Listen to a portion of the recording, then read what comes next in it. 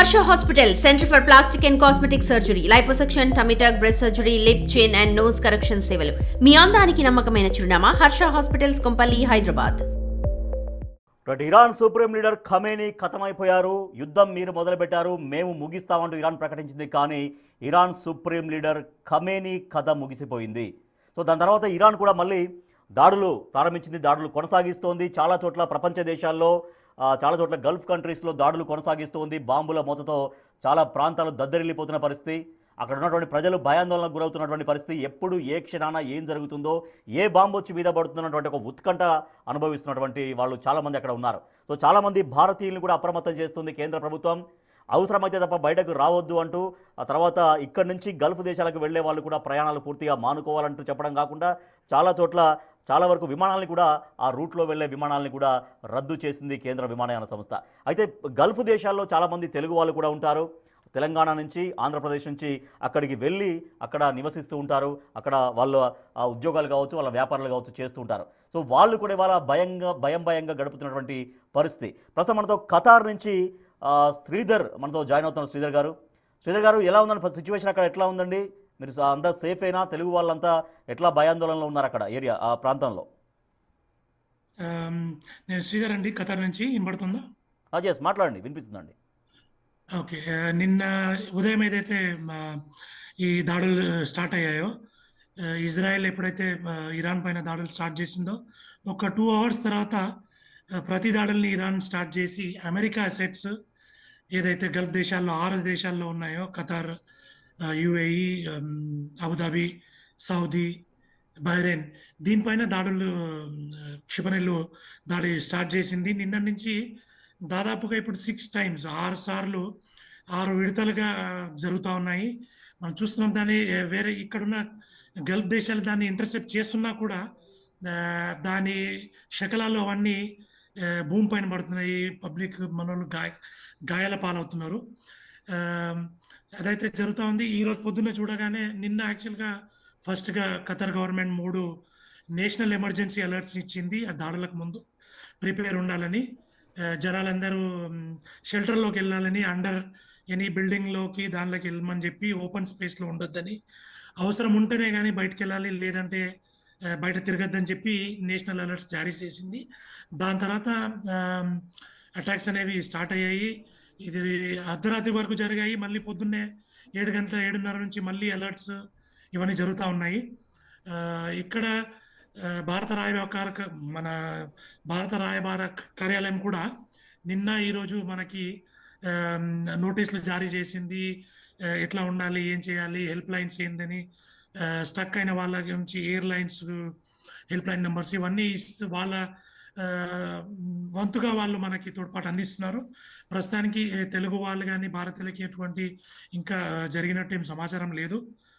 దాడి జరిగినట్టు కానీ, దాడిలో ఏదన్నా గాయపడినట్టు కానీ సమాచారం. మీకు నియర్ బై ప్లేసెస్ లో అటాక్స్ జరిగాయండి? అంటే ఆ బాంబులు అంతా శబ్దం అంతా కూడా మీకు దగ్గరలో జరిగిందా? అటాక్స్కి సంబంధించి అటాక్స్ మీ దగ్గరలో జరిగాయా? అవును, జరుగుతున్నాయి. మనకి ప్రతి ఒక్క 2-3 అవర్స్కి ఒకసారి మన బిల్డింగ్ పై నుంచి, మనం ఏదైతే నివాస ప్రాంతాలు ఉంటాయో దానిపైన క్షిపణుల్ని ఇంటర్సెప్ట్ చేస్తున్న సౌండ్ పెద్దగా వస్తుంది. దాన్ని శకలాలు కూడా సిటీ అంతా పడుతున్నాయి. నిన్న చూసుకుంటే ఒక వర్కర్స్ ఉండే ప్రాంతంలో ఒక శకలం అనేది పడింది. దానివల్ల కొద్దిగా మంట ఇదంతా వచ్చేసింది. కానీ ఎవరైతే ప్రాణ నష్టం అయితే జరగలేదు. కాకపోతే ఆ శకలాలు కింద పడుతున్నాయి, జనాలకి ఇబ్బంది ఉంది. ఇదైతే జరుగుతుంది ప్రతి ఒక్కరికి. మొత్తం ఖతార్ అనేది చిన్న కంట్రీ. సో పైన ఏ దాడి జరిగినా సరే కింద సౌండ్ అనేది పెద్దగా ఉంది. ఇక్కడ ఇప్పుడు భయాందోళనకి అయితే గురవుతున్నారు. పిల్లలు, పెద్దోళ్ళు అందరు ఉన్నారు ఇక్కడ. మనకి ఇప్పుడు ఫ్యామిలీ, స్కూల్స్ అన్నీ హాలిడేస్ ఇచ్చారు. ఆఫీసులు అన్నీ వర్క్ ఫ్రమ్ హోమ్. అది మనకి సౌండ్లు, ఈ దాడులు అయితే వినపడుతుంది. మీరు చూడొచ్చు. ఎప్పటి నుంచి ఉన్నారండి శ్రీధర్ గారు ఖతార్లో? అంటే మీరు అంటే ఎక్కడి నుంచి, అంటే ఇక్కడ తెలుగు వారు కదా మీరు? ఇక్కడ ఏపీనా, తెలంగాణనా? అండ్ ఎప్పటి నుంచి మీరు అక్కడ ఉన్నారు? ఎప్పుడు వెళ్ళారండి అక్కడికి? నేను నాది హైదరాబాద్ 15 ఇయర్స్ నుంచి అండి. నేను ఖతార్లో 15 ఇయర్స్ ఉంటున్నాను. ఇక్కడ బ్యాంక్లో పనిచేస్తాను. సో తెలంగాణ నుంచి, ఆంధ్ర నుంచి దాదాపుగా మనకి ఒక 80,000 90,000 మంది ఉంటారు ఇక్కడ. టోటల్గా 90,000 ఉంటారా అక్కడ? 80,000 to 90,000 తెలుగు రాష్ట్రాల నుంచి ఉంటారు మనకి ఇక్కడ. ఉమ్, సో మేజర్గా వచ్చేసి మనకి కార్మికులు ఎక్కువ ఉంటారు. వాళ్ళే 50%, 60% కార్మికులు ఎక్కువ ఉంటారు. మిగిలిన వాళ్ళు ఫ్యామిలీస్, పిల్లలు వాళ్ళంతా అందరూ ఉంటారు అనమాట. ఉమ్. సో అందరూ ఒకే ఏరియాలో ఉంటారండి? ఇప్పుడు ఖతార్లో ఎట్లా ఉంటుంది? ఇప్పుడు తెలుగు వాళ్ళందరూ ఒకే ఏరియాలో ఉంటారా? ఐ మీన్ అంటే చాలా చోట్ల స్ప్రెడ్ అయి ఉంటారు కొంత వేరే తెలుగు వాళ్ళు వేరే. ఒక దగ్గర ఉన్నప్పుడు ఒకే ఏరియాలో ఒకే స్ట్రీట్లో అట్లా ఉంటూ ఉంటారు జనరల్గా. సో అంతా ఇక్కడే ఉంటారా? అంతా ఒకే ఏరియాలో ఉంటారా 90,000 మంది? లేదు, అంత అది అలా లేదు. ఏంటంటే వర్కర్స్ అనేది వాళ్ళ అకామిడేషన్ అనేది వేరే ఏరియాలో ఉంటుంది. అది కాకుండా ఫ్యామిలీస్ కానీ వీళ్ళంతా కూడా మొత్తం స్ప్రెడ్ అయి ఉన్నారు. సిటీ అంతా, కంట్రీ అంతా స్ప్రెడ్ అయి ఉన్నారు. కొంతమంది ఆయిల్ అండ్ గ్యాస్లో పనిచేసే వాళ్ళు అవుట్ ఆఫ్ సిటీ ఉంటారు. బ్యాంకుల్లో, ఐటీలో దానిలో పనిచేసే వాళ్ళు లోకల్గా ఉంటారు. సో ఇదంతా ఒక్క దగ్గర కాన్సన్ట్రేట్ ఏం లేరు, స్ప్రెడ్ అయి ఉన్నారు. మన తెలుగు వాళ్ళ ఆ, రెండు తెలుగు రాష్ట్రాల నుంచి సైజబుల్ నంబర్స్ ఉన్నారు మనకి ఇక్కడ. ఉమ్, ఓకే. సో అంటే మీరు ఉన్న చోటే మొత్తం ఆ బాంబుల మోత మీరు వింటున్నారు. అది నిజంగా ఇక్కడ నుంచి చూస్తుంటేనే భయం అనిపిస్తుంది. మీరు ఇప్పుడు నేరుగా సౌండ్స్ వింటున్నారు. ఏ బాంబు ఎక్కడ పడుతున్నటువంటి ఒక భయంతో ఉన్నటువంటి పరిస్థితి ఉంది నిజంగా. అంటే మీ ఇంట్లో మీ ఫ్యామిలీ మెంబర్స్ వాళ్ళ భయం ఎట్లుందండి? సరే మీరు కొంత ధైర్యంగా ఉండి ఉంటారేమో, కొంత మాట్లాడుతున్నారు, మీ ఇంట్లో వాళ్ళకి కూడా ధైర్యం చెప్తూ ఉంటారు. మీ ఇంట్లో వాళ్ళు, మీకు తెలిసినటువంటి రిలేటివ్స్ కావచ్చు, ఫ్రెండ్స్ కావచ్చు, ఎట్లా ఏం మాట్లాడుకుంటున్నారు నిన్నటి నుంచి? ఎంత భయాందోళనలో ఉన్నారండి?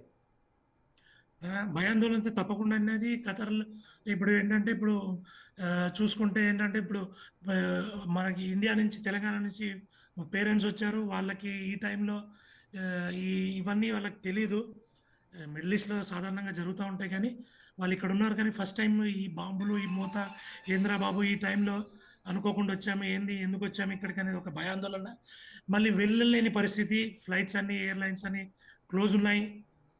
ప్లస్ పిల్లలందరూ కూడా రాత్రంతా ఆ, ఎప్పుడు సౌండ్ వస్తుంటే దాన్ని భయానికి పడుకోకుండా వాళ్ళు ఒక భయాందోళన అయితే గురై ఉన్నారు వాళ్ళు. బట్ ఏంటంటే ఇప్పుడు మనకి ఆ, మనం ఇప్పుడు దీనిలో సొసైటీలో ఉన్నాం, చూస్తున్నాం కాబట్టి గవర్నమెంట్ ఇచ్చే డైరెక్షన్స్ అన్ని ఫాలో అవుతూ వాళ్ళు చెప్పినట్టు విండోస్ దగ్గర లేకుండా, బయట తిరగకుండా ఇవన్నీ చేస్తూ వాళ్ళలో ధైర్యాన్ని నింపే ప్రయత్నం చేస్తున్నాం. ఉమ్.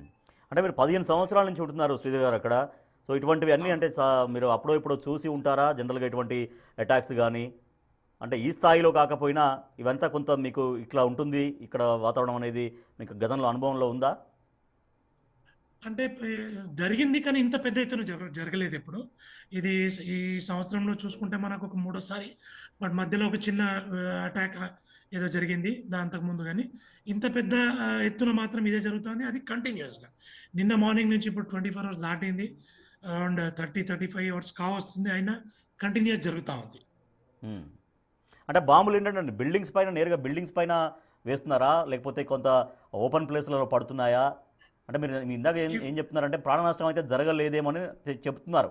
అంటే అవును. నేరుగా ఇండ్ల పైన వేస్తున్నారా, లేకపోతే కొంత ఓపెన్ ప్లేసెస్లో పడుతున్నాయా బాంబ్స్? ఏం తెలుస్తుందండి అక్కడ మీకు లోకల్గా? ఇప్పుడు మనం చూసుకుంటే ఏంటంటే ఇది ఓపెన్ ప్లేస్ అని కాకుండా మెయిన్గా అమెరికా అసెట్స్ ఎక్కడ ఉన్నాయో అక్కడ కాన్సన్ట్రేట్ అయి ఉన్నాయి. కాకపోతే మనకి చూసాం దోహా పైన ఆకాశంలో ఇప్పుడు సిటీలో ఏ బిల్డింగ్ నుంచి చూసినా కూడా ఇది కనబడుతుంది అనమాట. పైన జరిగే మిసైల్ దాడులు, దాన్ని ఇంటర్సెప్ట్ చేసేది, వెలుగులు, దాన్ని సంబంధించిన అన్ని పడుతూ ఉన్నాయి, కనబడుతూ ఉంది మనకి.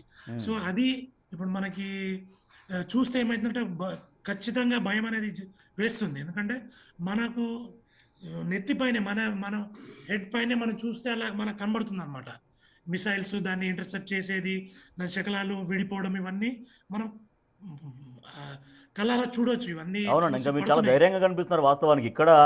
ఇక్కడ మనకి ఎప్పుడన్నా బాణసంచ కాల్చినప్పుడే పెద్ద పెద్ద సౌండ్స్ వస్తేనే కొంత భయం అవుతున్న పరిస్థితి. అంటే మొత్తం ఇక్కడిక్కడికి అదిరిపోతుంటుంది. అట్లాంటిది మీరు పెద్ద పెద్ద డ్రోన్స్ తోటి, పెద్ద పెద్ద క్షిపణులతోటి బాంబులు పడుతుంటే డెఫినెట్గా అంత భయం ఉంటుంది. ఇంకా మీరు చాలా ధైర్యంగా భయం ఉన్నారని చెప్పాలి.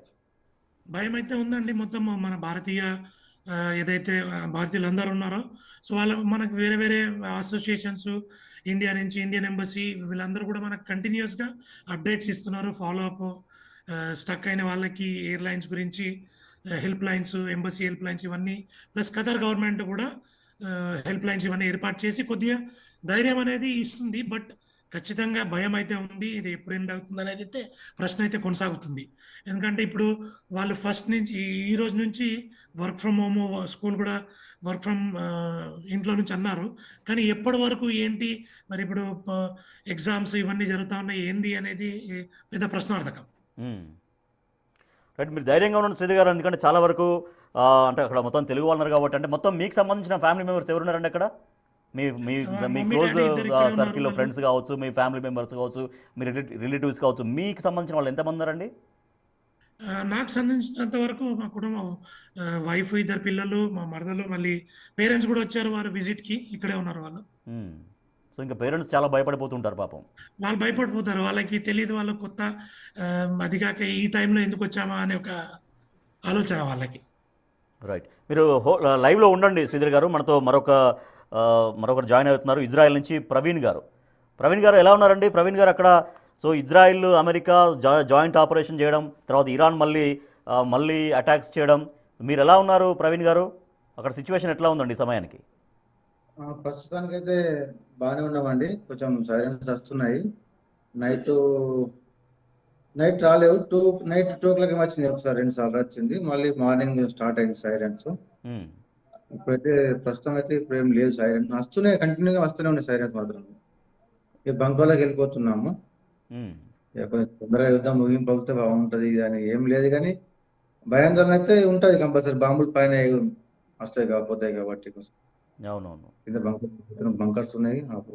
సో అంటే మీరు బంకర్స్లోకి వెళ్తున్నారా ఎట్లా? అంటే మీరు ఇండివిజువల్గా వెళ్ళడమా, అక్కడ ఉన్నటువంటి అధికార యంత్రాంగం మిమ్మల్ని బంకర్స్లోకి తరలిస్తున్నారా? అంటే మాకు ప్రతి బిల్డింగ్ కింద బంకర్స్ ఉంటాయండి ఇక్కడ. అచ్చా, ప్రతి బిల్డింగ్ కింద బంకర్ ఉంటుంది. ఓకే, అంటే ఎట్లా అండి బంకర్ అంటే? ఇప్పుడు మనకు ఇక్కడ ఉన్నటువంటి సెల్లార్ లాగా ఉంటుందా బంకర్ అంటే? ఎగ్జాక్ట్ ఏంటి అంటే ప్రతి బిల్డింగ్ కింద ఉంటుందని చెప్తున్నారు కదా. సెల్లర్ ఉంటుంది. ఫస్ట్ సెల్లర్ కట్టినా కానీ బిల్డింగ్ కడతారు ఇక్కడ రూల్స్ ప్రకారం వాళ్ళు. అన్ని ఏరియాలో బంకర్స్ ఉంటాయి. పార్క్ లో కానీ ఎక్కడైనా లోకల్ పబ్లిక్ ఏరియా కూడా బంకర్స్ ఉంటాయి. పార్క్ దగ్గర కూడా బంకర్స్ ఉంటాయి. అన్ని దగ్గర బంకర్స్ అవైలబుల్ ఉంటాయి పబ్లిక్. ఓకే, అంటే పబ్లిక్ ఒకవేళ బయట ఉన్నటువంటి వాళ్ళు కూడా లోపలికి బంకర్ లోకి వెళ్ళడానికి పెద్ద ఇబ్బందులు అయితే ఉండలేవు. చనిపోయిన అటువంటి దాన్ని మనం సమయానికి బంకర్ వెళ్ళిపోవాలా. ఓకే, సో మీరు ఎప్పటి నుంచి ఉంటున్నారు ప్రవీణ్ గారు ఇజ్రాయిల్లో? నేను 1.5 year అవుతుందండి. కొత్తగా 1.5 year అవుతుంది. ఏం చేస్తున్నారండి? ఏం జాబ్కు వెళ్ళారు? ఏంటండి? కన్స్ట్రక్షన్. Okay, construction.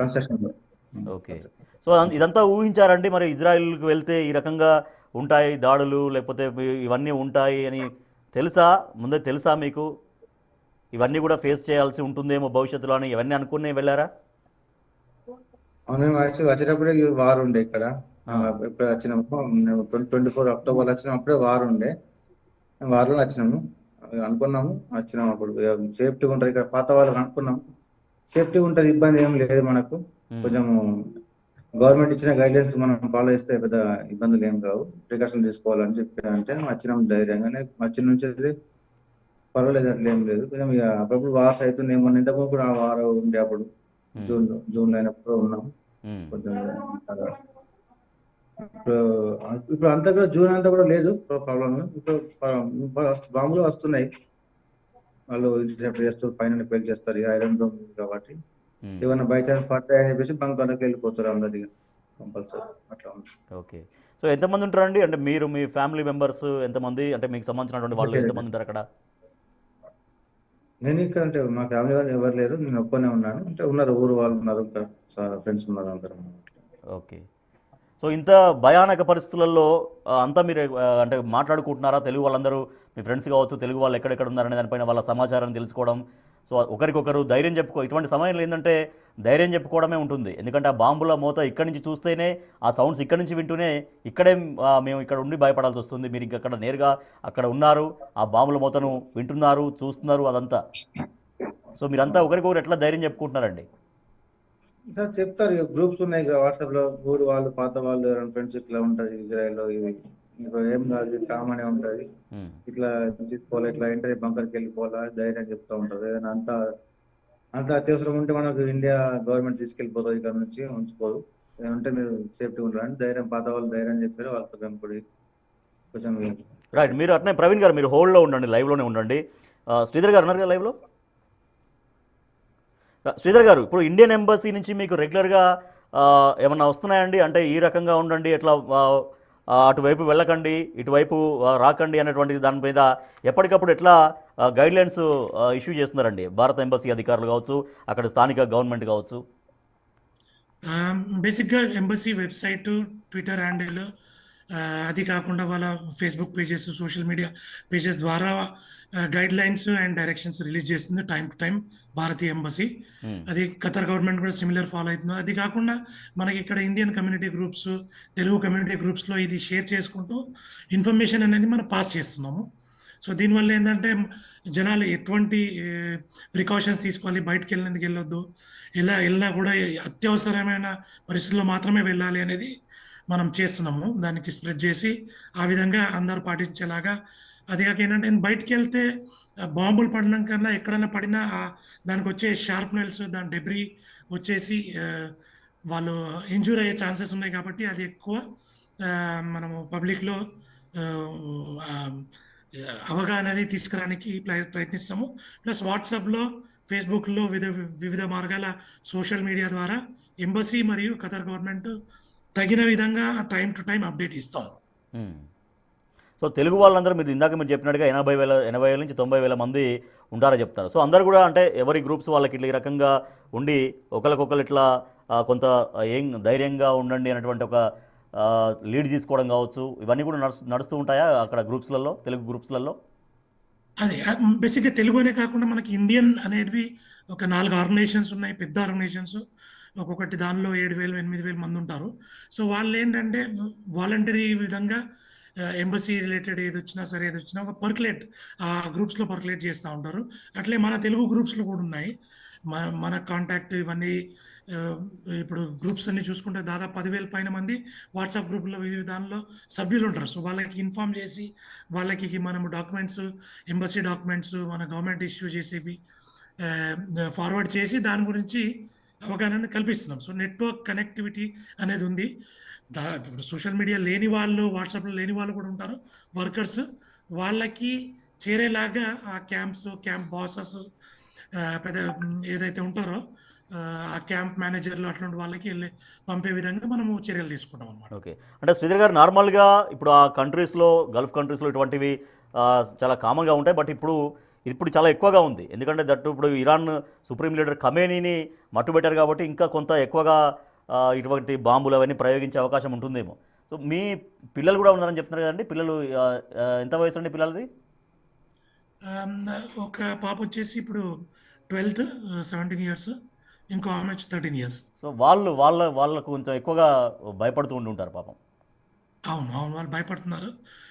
అంటే వాళ్ళ సౌండ్ ఇవన్నిటికి బయట చూసే విండో నుంచి చూసి జరిగే మెరుపులు కానీ, అక్షిపణుల దాడులు కానీ చూసినప్పుడు వాళ్ళ ఏజ్కి వాళ్ళ భయాందోళనకు గురవుతున్న మాట వాస్తవం. చిన్నపిల్లలే కాదు, వృద్ధులు కానీ, ఈవెన్ ఆడవాళ్ళు కానీ వాళ్ళు చూస్తే భయాందోళనకు గురవుతున్నారు.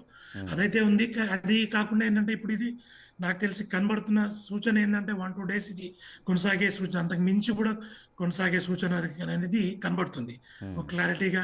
ఇంతకుముందు జరిగింది 1 hour 2 hours ఏదో జరిగాయి. కానీ ఇది ఒక మల్టిపుల్ డేస్ ఈ దాడులు అనేవి జరిగేలాగా సూచన అయితే ఉంది. నార్మల్ డేస్లో ఎట్లా ఉంటుందండి? ఇప్పుడు నార్మల్ డేస్లో అంతా ఓకేనా? మళ్ళీ కొంచెం స్వేచ్ఛగానే ఉంటుందా బయటికి వెళ్ళడం కానీ, రావడం కానీ? అంటే ప్రతి సందర్భంలో కూడా ఏవో కొంత కండిషన్స్ ఉంటాయా అక్కడ? నిఘా వర్గాల నుంచి కావచ్చు, లేదంటే భద్రతా సిబ్బంది నుంచి కావచ్చు, లేదా నార్మల్గా ఉంటుంది పరిస్థితి?